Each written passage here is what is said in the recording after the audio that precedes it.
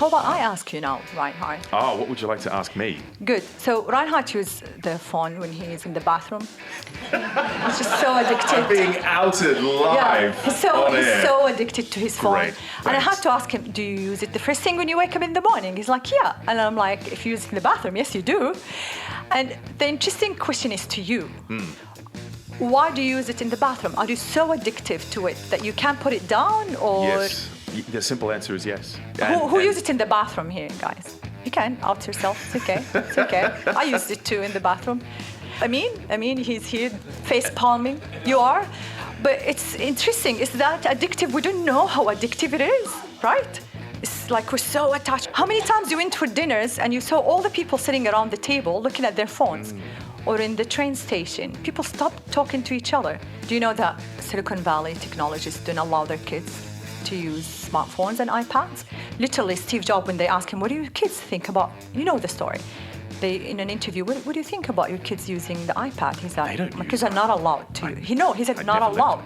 Not allowed. So it's like someone who sells the drugs.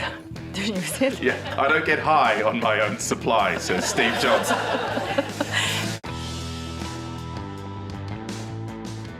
Let me tell you why you're here. You're here because you know something. What you know you can't explain, but you feel it. You've been living in a dream world, Neo. A prison for your mind. Salam everyone, my name is Manal Al-Sharif. I'm a cybersecurity expert and I worked my whole career to protect people's data from hackers, the bad guys. I'm also a women's rights activist. I use social media successfully to start the Women to Drive movement back home in Saudi Arabia. And I'm Reinhardt Sosin. As a teacher, I saw how tech could light up a classroom, but there was a dark side that I've recently discovered. My friend Manal and I are on a podcasting journey to investigate the evils of big tech, educate people around the world, and inspire netizens just like you, young and old, towards a better digital future. Thank you, Assalamu alaikum, everyone. Thank you for coming. You know, I was wondering earlier how to introduce Manal, and I realized something the other day. Every time I speak to you, I know that night I can expect a dream to turn into a nightmare, because some of the things that you've told me about are just terrifying. So I would like to introduce to you Manal Al-Sharif, my terrifying sister, who gives me nightmares. That's how I would like. Can you do that in the Aussie accent, please? I'd like to repeat that in my very ochre Australian accent, and I'd just like to point out that in the audience today is a gold medal winner for 2023 Best Moustache of the Year. We have it in the winner. crowd. I don't know your name, but thank you for joining us for the South by Southwest 2023 podcast for Tech for Evil. So that's a podcast that Manal and I run and 3 years now. co-host for a few years. Yes, my nightmares have been getting deeper and scarier the more we work together, and we realize just how much technology is impacting our society, and not just the everyday person, but also the people on the front line of the battle for human rights. And we had the pleasure of going to the Oslo Freedom Forum this year and meeting some of these incredible heroes that are fighting on the front line for digital rights, human rights, and democracy. Can I introduce you now? In worlds. So yes. in my Arabic accent, Reinhardt Sosin. And Reinhardt Sosin, I worked with him in UNSW. I was head of security there. And he ran this beautiful town hall amidst the pandemic. And the theme was Star Wars. And when he started speaking, I'm like, wow, that voice. So when I was looking for someone, he's actually trained in BBC. Like, he's trained in presenting. He was an educator. He's a technologist. He Don't forget geek. He looks older than me, right? I'm older than him. So my big brother, Reinhardt, and we went on this journey because I told him, when I read or I look at podcasts or programs, I can't find anyone to talk about. Everyone talks to us about the bad people, the hackers. And I work in cybersecurity. If I introduce myself, I'm a computer scientist by education, cybersecurity expert by profession, and an activist by accident. And I use cybersecurity for my activism. I was radical Muslim growing up, and internet really gave me that window to the world. a lot of information I couldn't access in Saudi Arabia. I read about it in the internet. So when I met Reinhardt and I said, I have this crazy idea about Tech for Evil podcast. And we're going to talk about things that big tech don't want us to know. All the ways they manipulate us, all the ways that algorithms work, all these retailers, how they violate our privacy, that no one wants to talk about because most of those publishers, they're paid by those companies to hide the truth. We are unpaid, unsponsored. That means we're uncensored. We proudly were rejected by ABC. We presented to them the third season is called Don't Click Here. That's when we interviewed 16 human rights activists, the unexpected ways they use technology to fight tyrants. And this is just, we're going to talk about some of these activists and how they use technology for good. So to open, a couple of conceptual rhetorical questions for you all. Do you ever check how biased the media you're following is? Have you ever checked how biased it is? A few nods from the audience. Do you have any old USB sticks at home? Show of hands who has any old USB sticks in a drawer that are doing nothing. Okay, that's pretty much everybody. Did anyone here learn about The Voice on Twitter? Did you read about things relating to The Voice, the recent Voice on Twitter, and get your information from Twitter? A few hands. X. Oh, X, yes. How many here shop at Woolworths? Just out of curiosity. Okay, so quite a few hands. How many of you would believe that Woolworths probably has a photo of your face somewhere? Anyone here been up the road to the Ivy nightclub? A few shameful hands up there, kind of few not really wanting to confess to that one, Manal. But Manal did go. You had a very interesting interaction at the Ivy that you were telling us earlier today about. That was quite terrifying, where facial recognition suddenly presented you at the door, and a bouncer that never forgets your face wanted to take a photo of you. And do we have any idea where that photo ends up? They use technology, a lot of King Cross, a lot of bars in Australia. They use technology run by a company called Patron Scan. Believe me, I tried to find anyone, multi-million-dollar company. I couldn't find who owns it, the founders. I found just two shady people in Canada. No clue who's behind the company. And all these venues in Australia, they use them. And when you go to their website, how they sell themselves, they sell that camera that's empowered by facial recognition. They don't tell you that, by the way. There's no consent. You're not informed that this is actually a camera is facially empowered by facial recognition technology. The interesting thing is what it says on their website, the bouncer that never forgets a face. That freaked me out. And today, Woolworth, they use another company called Clearview. So Clearview.ai.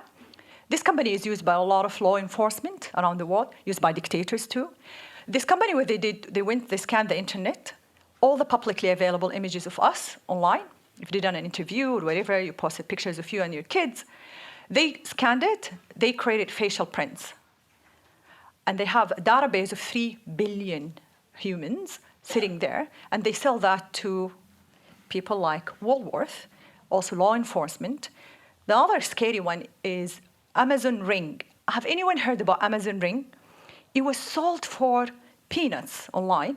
And Amazon Ring, what they do in the US, they have the biggest network of... Amazon Ring is your intercom, has a camera, but it's connected to the cloud, and you pay subscription. So all the movement in front of your house is connected to their cloud. At the same time, they were having these discounted devices sold everywhere around the US. They were actually building a mass surveillance network in the US.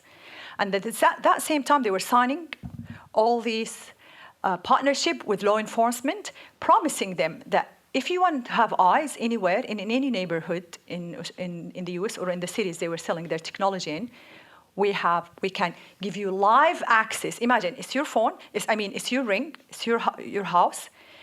You're paying them subscription to use that technology, but at the same time, it's facial recognition.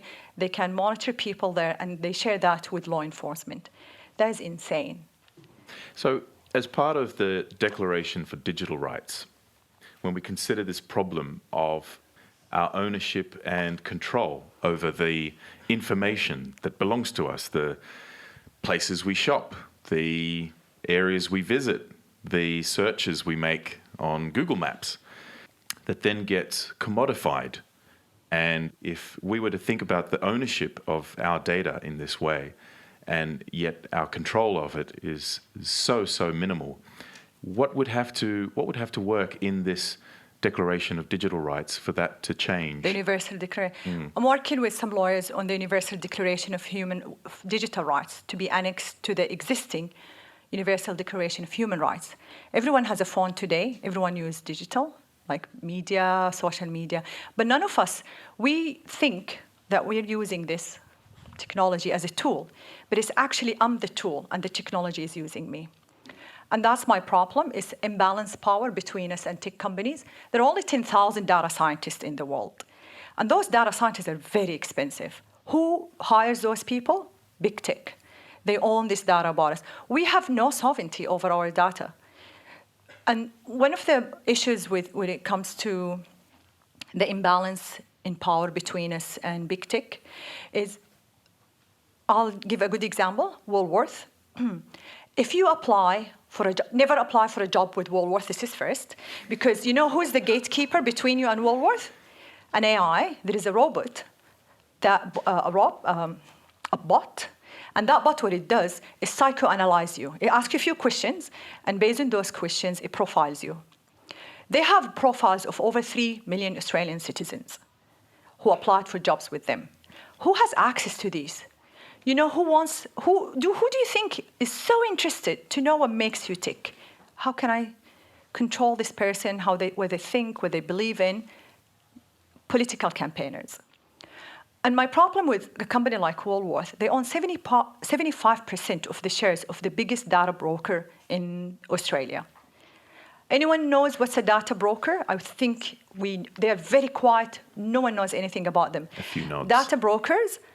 So in our podcast, it's the 3rd season today. Season 1 and Season 2, we talk extensively about privacy rights. And we mentioned data brokers. A data broker means they say, I anonymize your data before I sell it, right? That's not true. I can de-anonymize it. And that means if you logged in somewhere and I have your device ID, every device has a unique ID. I have that device ID with the anonymized data about you, where you went, where you shopped. But I have another data about you from somewhere else. What's the link between them? Your device ID. Now I can actually de-anonymize you. So my problem with companies like Woolworth, when you use Flyby, they're very insistent every time you check out. Do you have Flyby? Like, no, I don't have Flyby. Can you stop asking me? And it's just a way to collect data about you. And for me, it's just like, no one tells you. Literally, have anyone read privacy policies in their life? I do. She does that for fun. She's serious, by the way. She will read privacy policies. In our podcast, we talk about some websites that helps you read and understand what you're signing away when you use a technology. I'll just give a good example. Adam, who's actually have a session right now. Adam Long is my best friend, and he was getting a loan. His loan broker asked him to use a certain website to access his bank account. Download is called bankstatements.com.au. Please don't use that website. And what it does, it tells him, I said, Adam, before you give it access to your bank account, can you read the privacy policy and send it to me? And he went and read it, and he said, they have access indefinitely. They will never stop accessing my bank account, and they have the right to download all my bank statements indefinitely and sell it to whoever they want. This is what we're signing off, because guess what? There are no regulations in Australia that protects you. If a company turnover is under 3 million, they don't have to comply with the Privacy Act. And then I did another piece with this Australian engineer, software engineer, who works for a fintech company. Anyone use this buy now, pay later?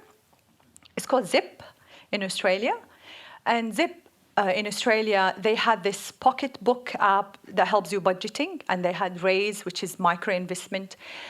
Oh my God, if you go and read the privacy policy, they ask you for username and password for your bank, and they keep it indefinitely, and they access your bank account data, because banks, I hate banks in Australia. None of the banks in Australia give you a multi-factor, and we'll talk about how you protect yourself. If this fintech company got your password, they got it indefinitely.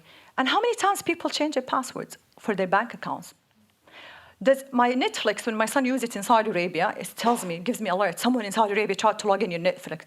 My bank account doesn't, unless someone is doing transaction. But if someone accessing my data and downloading it, screen scraping it, my Australian bank account doesn't tell me that.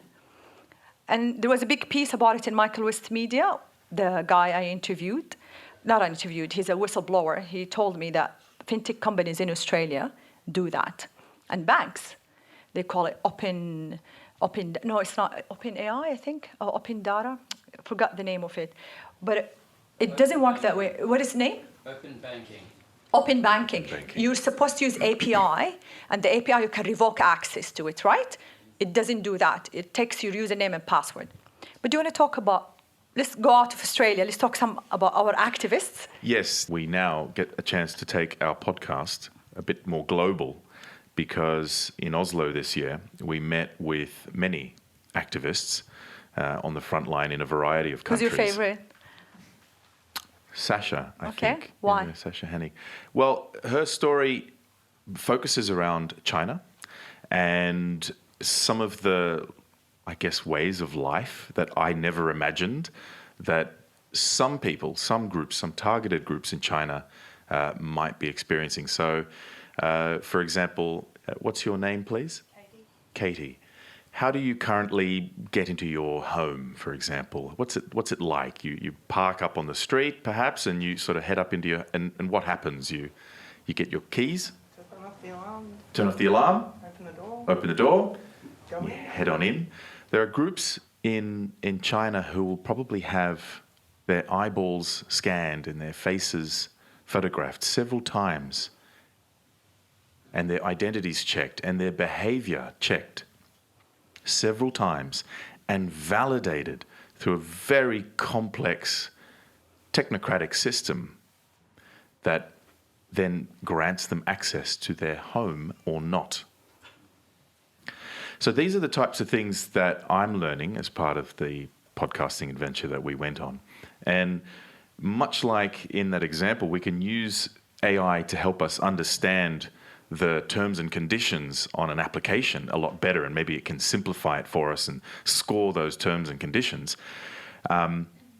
It can help us, and it can also be hindering us. In some cases, it's hindering just basic human rights around the country. So Sasha's story, around the planet rather. So Sasha's story for me was really hard-hitting because I could not imagine a life here in Australia where technology was being used to oppress me in such a way. But the more I see the proliferation of technology, and many of you have devices in your hands at the moment, I do sometimes find myself wondering, are we getting closer to a digital tyranny here, maybe closer to home? I think as well? worldwide, this is a problem worldwide with what happened in the voice, the disinformation and the hate. Like there's so much anger being pushed there. How? I didn't meet them in person. That really scares me. I meet a lot of the Yes campaigners in person. They came, they talked to our community. I didn't meet the haters. You saw their faces, you heard their voices. The No campaigners were really good in using social media to spread hate and misinformation. And I have no problem, because it's a democracy. Your voice is your own. But if you don't know, vote no. I'm like, this is not Saudi Arabia where there's access to information is censored. This is not China. This is not North Korea. And that brings me to North Korea. So we interviewed this North Korean dissident. And this North Korean dissident, he fled North Korea because he saw a soap opera from South Korea. This is the simple version of his story. Seong-min Lee. Yeah. Seong-min Lee was amazing. And it's the first episode in our season 3. Yes. It's uploaded. You can listen to it. And it was just amazing, the control of information North Koreans go through. There's no free access to internet. They can't have mobile phones. Imagine a place where there's no radio. Yeah, because it's just crazy. And someone smuggles, so what they do, the South Korean, to help the North Korean, they smuggle data. Literally, people smuggle drugs in South Korea and North Korea, they smuggle data. So they put music, classical music, soap operas, movies, I think... articles, books. Yeah, articles, books. And they put it in USB, your old USB flash drive, and they smuggle it. Sometimes they use, the weather balloon. They smuggle it in weather balloons, and they smuggle it in their black market. And one of those USB sticks arrived to him, and he watched a soap opera about South Korea. They had a whole idea about South Korea. They're poor, they're terrible, they're unhappy. And he's watching it. He's like, oh, they're living a normal life. You can't fake all this city life. And that started, just imagine, just soap opera, just how it changed, how he look at things. Who here thinks it's hard to make a difference sometimes? There's a few hands. Right? Please, for those of you that have a phone in your hand right now, take it out. Just take it out. You have my permission. Take it out. Look up Flash Drives for Freedom right now. .org. .org. When you get home, dig out all your old USB sticks. Every single one of them. The ones that you haven't touched, the ones that are caked in dust. Take them out, and there's an address you can send them to. And there's a group in New York who will upload books, articles, videos, soap operas, music, everything that the average North Korean has probably never seen since birth. Send that USB stick onto that address and you can make a difference to people in one of the darkest countries on planet Earth. So please go ahead. Yeah, I want to talk about Volya. Volya is a Belarusian, and I talked about her early this morning. And I loved, so Belarusians went through decline in democracy. When Lukashenko came to power, and the first thing people to come to power they do, there's media control. When they go out and protest, there are masked people come and beat them up, but the government always deny they were law enforcement or they were police officers. She would take photos of those masked people, and there is this vk.com. It's Facebook for Russians. It's a social media. She would upload these photos, and it has facial recognition. It recognizes who these people from their eyes and finds all their social media accounts. And she would go and publicize and expose those people. So she used facial recognition for good. Imagine coming home and saying, hang on, I've just seen the footage on television or outside my window. I've had a look at police beating my neighbors, and I've just happened to find out that this masked police officer lives next door. Imagine that. And that's Imagine true story, being able by the way. to use technology to identify the very people that are beating and oppressing you in a society and acting as agents of the government and identifying and refacing these people, re-identifying them and saying, you know what, that's actually my neighbor that beat me the other day while I was out there on the street trying to fight for basic human rights and civil liberties. Yeah, and it wasn't, if you remember, if you used Facebook used when you upload a photo, it recognized the people there and said, do you want to tag your friends?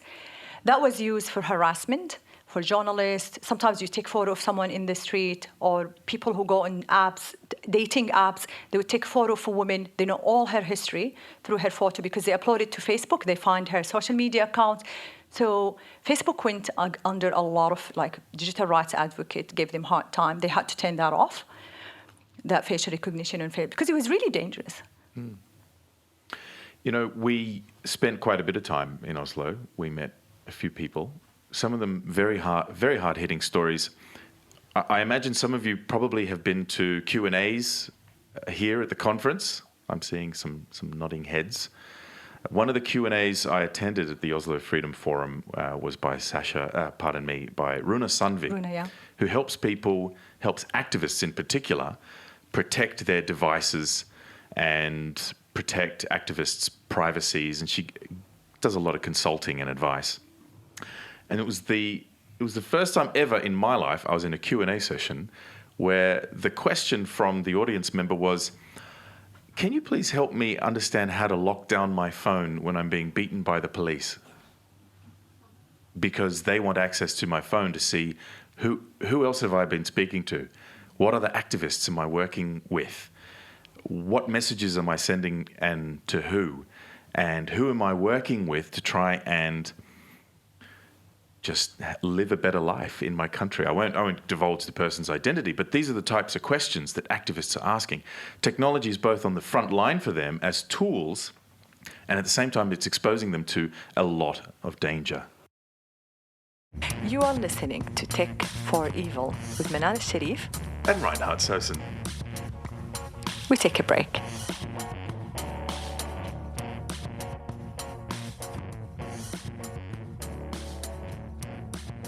So I worked in cybersecurity. I studied computer science, and at the time, Saudi Arabia in the 1990s, it was like heavily censored internet, and I could just bypass the censorship. I could hack into things. I didn't know at that time was called hacking, and that what got me into cybersecurity. But I think what's important to know that when you use your phone, you have a lot of options. So first thing is use something called password manager. They are free, they are paid. There's number one, pass. You can use that. That's a good one. LastPass. And what Password Manager does, it makes your password very unique. So each account you use, your password is unique. It generates for you a complicated password. Try to go uppercase, lowercase, special characters. Definitely use a Password Manager. And the nice thing about Password Manager, it works on all your devices. So if you have Microsoft, if you have Apple, whatever, it will work on all of them, and it will generate unique passwords for you, and it will hash it, it will encrypt it, it will keep it for you. And you will need to have one password to access it, and of course, do multi-factor. So Password Manager will make sure that you have very complicated password, you will never reuse your password, and only you can access that. Don't use your public email to open your accounts. If you have an Amazon account and you receive this phishing email saying, oh, your package arrived to your public email. Let's say my public email is manal.sharif@gmail. I never use it to open my Amazon account or my Twitter account. Why? Because that's one, so you need the username and password to access my email. If I'm giving you my username for free now by using my public email. So use an email that's secret, only you know. And when you want to open your account with, use that secret email. Call it, let's say, I love Sydney or whatever. You just call it something unidentifiable to you. And make sure that account, you never share it with anyone. So now next time Amazon tells me that my package is missing or whatever, I know I never use this for my Amazon. So for me, at least, I don't have to be in the mental capacity to go through all my spam and scam and phishing emails, because I never use my public email to create my accounts. The other thing, multi-factor. I can't emphasize that enough. I'd say 85% of people have been hacked because they don't have multi-factor. So always turn on most, except X now, Twitter. I logged in and they said, now you have to pay for Twitter Blue before you use multi-factor. Security is a fundamental human right. We shouldn't pay to be secure. It should be embedded, it should be built in. I don't charge you extra when I sell you a car without the seat belt. It comes built in that technology. And unfortunately, until today, we don't have those regulations. We ship cars, which is technology, with no seat belts, with no airbags, with no brakes. That's the technology you have today. A good thing, always use private browsers. Anyone knows Brave, Tor, Firefox? Great. Those are private browsers. I love Brave because it's based on Chrome, open source Chrome. And Brave, it tells you all the trackers it blocks and scripts. Do you want to read any, this is something I'm not supposed to say, but as a hacker, I always like finding ways. If you want to read something behind a paid wall, when you are on Brave, there's something called block scripts. You just block scripts and you over. Please don't report me. Well, going from the slightly humorous to maybe the bit more serious, there's another interesting plugin that Manal and I wanted to share with you today, and that was a browser plugin. A browser plugin. This particular browser plugin we learned about during our interview at the Oslo Freedom Forum with, I'm going to... fashion designer, Jawhar. Yes. So if you were to look up, pardon me, I'll just get my laptop up there, the Uyghur Forced Labor Checker, please, for me. If you were to look that up. This is a plugin that can tell you whether or not whatever it is you're about to purchase was made in forced labor camps. So there's lots of products that we use when we're online, we're shopping, and it's not always that easy to tell what's behind that product and what labor made it. But this plugin helps surface whether or not this product was made. Yeah, it shows you using alert some when you're browsing and trying to buy. Using Yes. the forced labor in Uyghur camps in China. So please have a look at that. When I first met you, and Manal puts this idea to me, let's run a podcast and we'll tell people how we can fight back, and there's all sorts of things we can do, whether it's multi-factor authentication to protect our privacy, email, the way we conduct ourselves online. I thought, no, it's too overwhelming. There's Reading no privacy way policy. there are going to be, and you proved me wrong. I'm happy to say you've proved me wrong. Good. Every episode, and we are continually uncovering small ways that we can make a difference, and that's really important to me. Do you have questions for us? Like, do you want to ask about something bothering you, about your phone, about your privacy, about how to be secure online? How not to be beaten while people are trying to access your phone. Actually, I think the answer to that question would be good. How do you block your phone? Oh boy, yes. I didn't take a note, but Runa in that Q&A session did have an option. I think it was something to do with setting the number of times the number of times an incorrect login.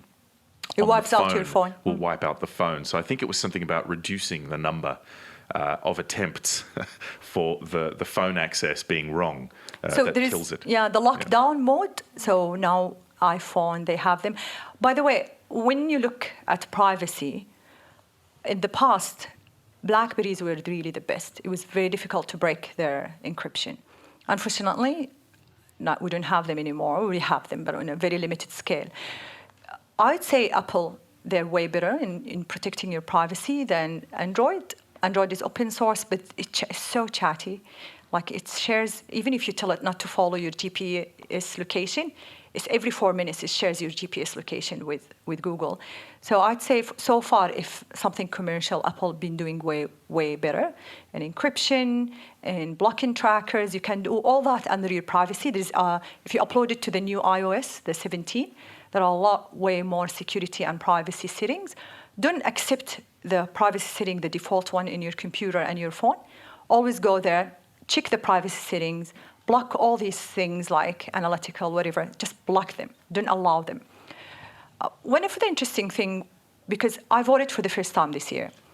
So I went as a good person who never voted lived under democracy. I went to the AAC website, and my Brave browser shocked me to tell me that they were using cookies, not cookies, trackers. They were using trackers from Facebook, YouTube, and Google. And wait a minute.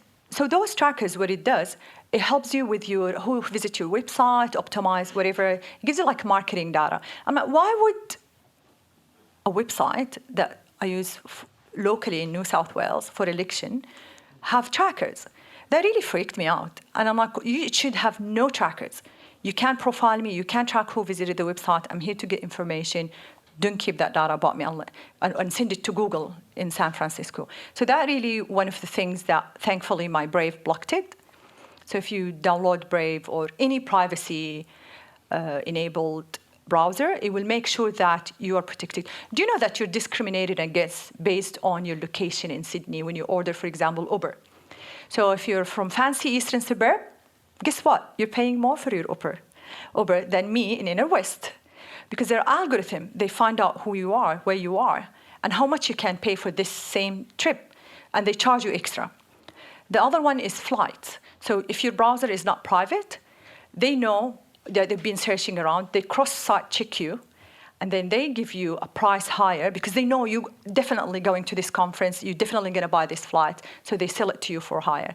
For me, it really enables discrimination against us too. So, Manal, those are really great examples that we would relate to. At the Oslo Freedom Forum this year, you sat down with Meron Estefanos, who's a Swedish national but Eritrean born, and she was telling you a little bit about discrimination on a whole other level relating to AI in the EU. Can you? Yeah, so facial recognition can also recognize the skin color. So the EU have these drones with artificial intelligence enabled cameras, and they go around the Mediterranean and they scan the boats and recognize the skin color of people in that boat. So if they're black, those are probably refugees. So it's really used also for oppression. Like it's crazy way, these applications, and you're like, okay, what's next for us now? Another thing is there are people being identified. So if you work in AI what is it? It's like a child. You create a model and then you train that child. Let's say language. You train that child by talking to it, giving it language. And guess the data usually, those models being trained by, is data, white people, mostly male, in San Francisco, been training it on their own data. So it's already biased data, they've been training it.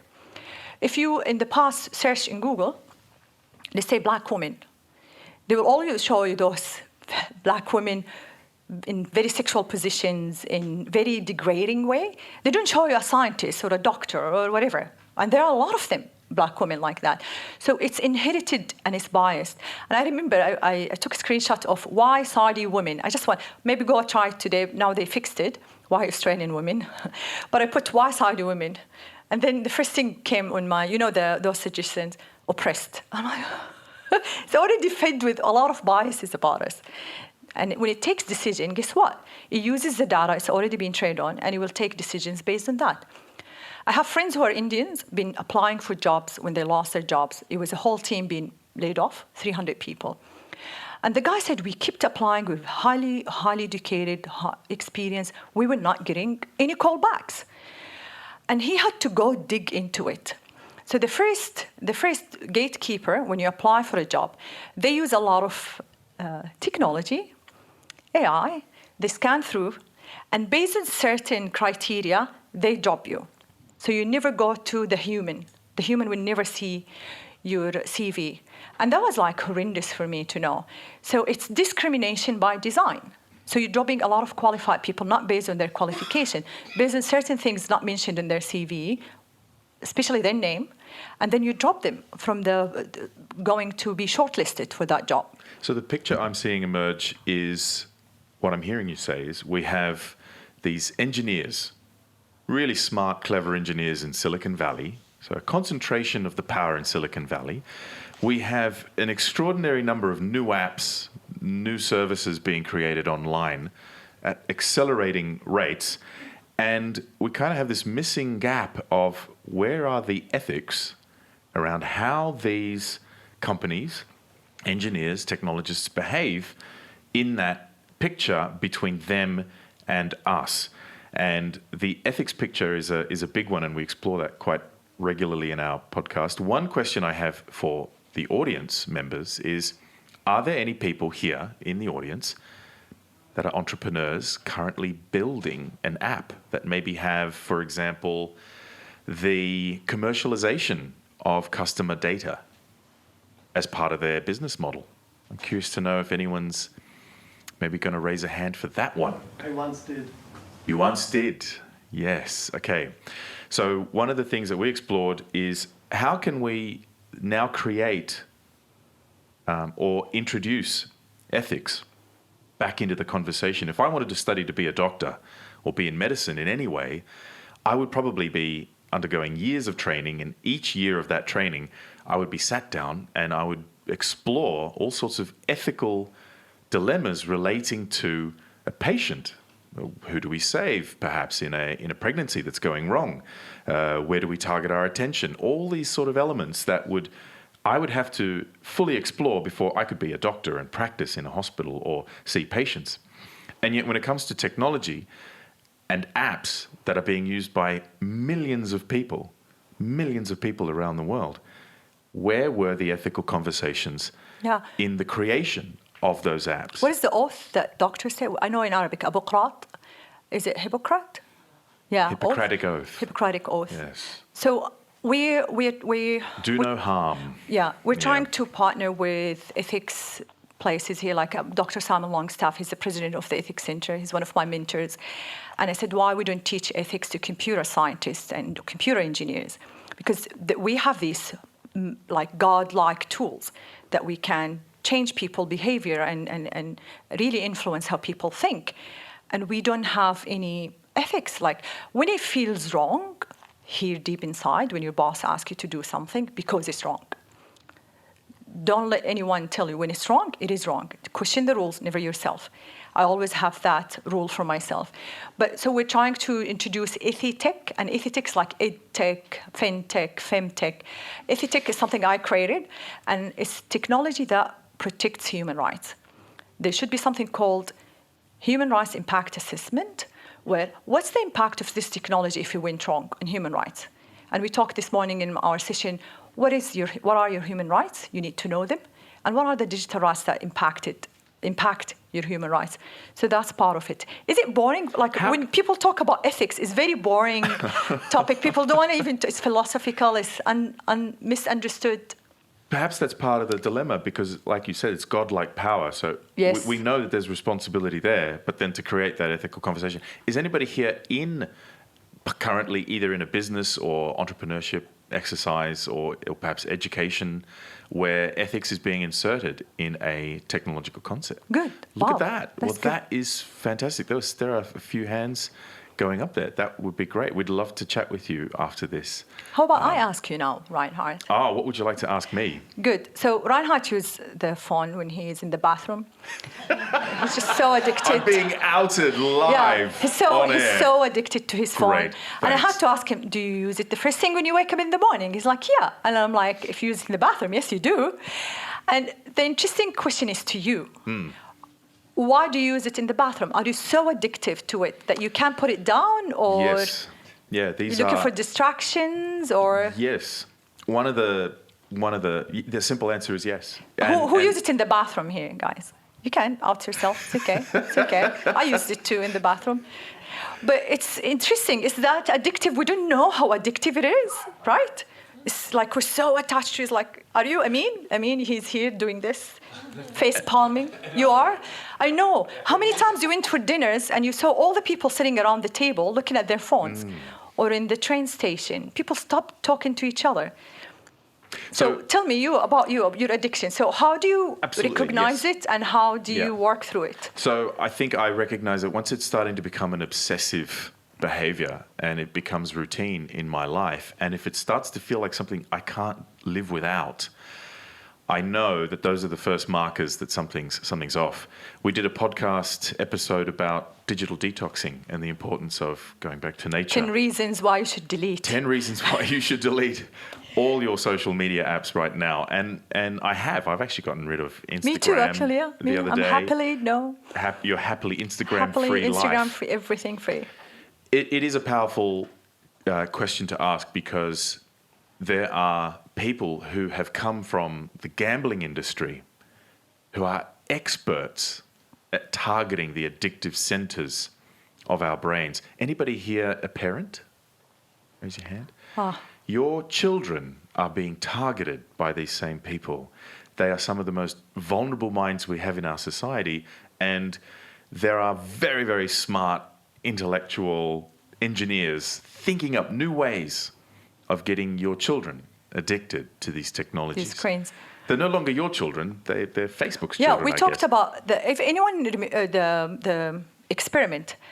What's his name? Pavlo. The dog. Pavlov's dog. Can you tell us about the Pavlov's dog? Pavlov's dog. This was, I think, around You know behaviors. it? You know the Pavlov dog? The People 50s. know it. So explain how Yes. they use it for technology.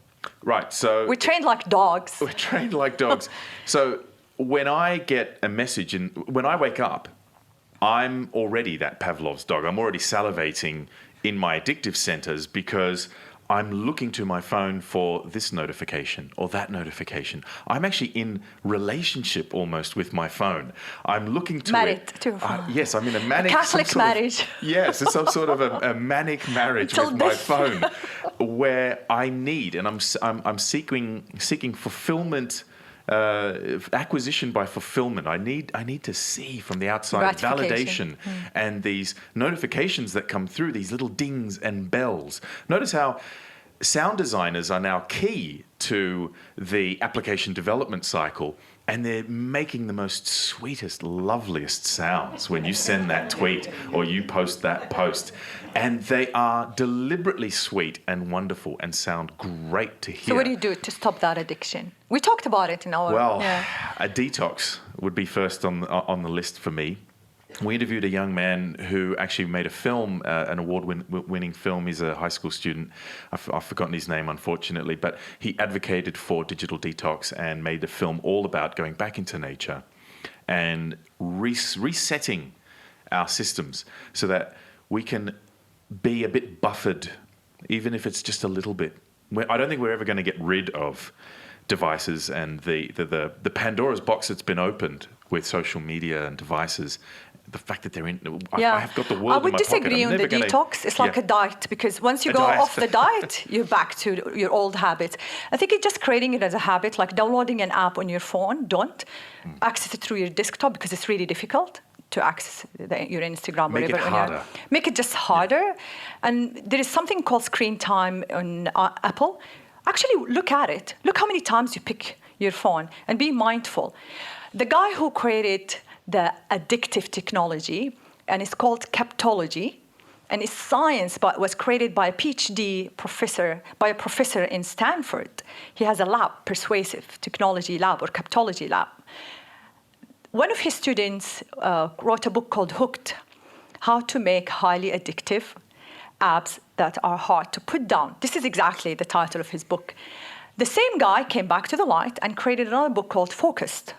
And he teaches people the harm of technology that's really consuming our brain cell. We don't even daydream anymore. We're always consumed. We don't get bored anymore because we're always, when bored, we're anxiously looking at our phone. Literally, people in the elevator looking at their phone. And I'm one of you guys. I'm not saying that I'm like, I pay attention like 250 times I picked up my phone today. What the hell I was doing? Sir Ken Robinson, in his famous TED Talk, said that we are living in the most highly stimulating period in all of human history. Yeah, just get bored, I'd say. So for us... Get bored is the best. It's step one. Yeah. Do you want to ask a question? Yes, I've been trying to figure out how to frame it. And it's actually going back to the ethics side that you were talking about with ethics and tech and tracking. The way that I understand it is essentially ethics as it applies to tech and tracking is a problem with money. Yes. We as humans all value money, right? We love it. I don't know why. And tracking and online advertising was really a problem-solving thing began as a problem-solving thing from tech companies as a way to actually monetize the services they were providing. Because for some reason we as a society decided, hey, if it's online it should probably be for free.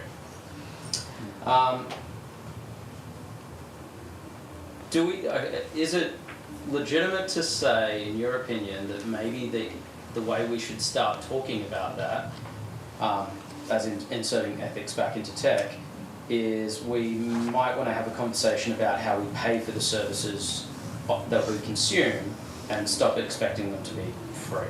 So a question from the audience for the listeners who couldn't hear that question. It's about how we reinsert the conversation of ethics back into the technological model by confronting it at a commercial level and saying, do we need to pay for these apps and services in a different way with a subscription-based model? Yeah, what's your name?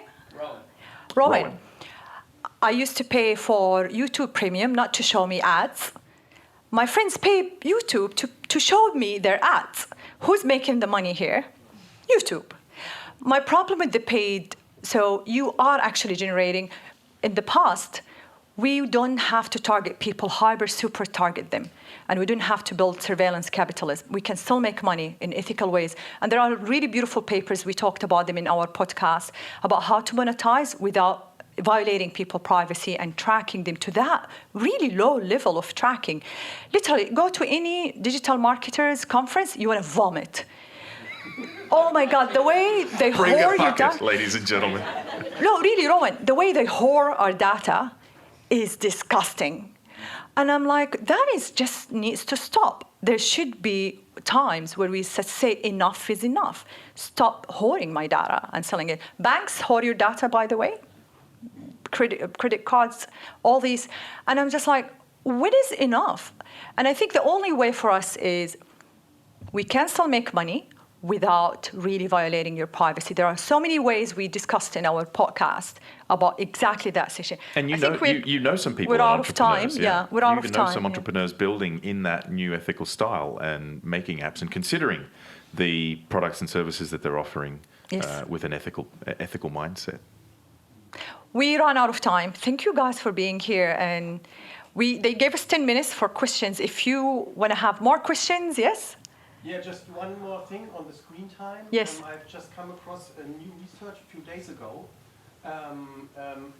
They found out that when you reduce the brightness of your screen time goes down dramatically. When you make it black and white too? Yeah. Actually, old school. It's not fancy anymore. Turn off all your notification because they're very addictive. It's funny, it's like very urgent. It's like my mom screaming at me, open your phone. So I turn off all my notification. But I think European Union are way more advanced than the rest of the world when it comes to regulating tech. And now they are putting regulation against addictive technology because it's really harmful. We barely have conversations anymore. I was going through a breakup and I was heartbroken and I said, this month I'll talk to a stranger every day. Try to do that in Sydney. People walk through you as if you're a ghost.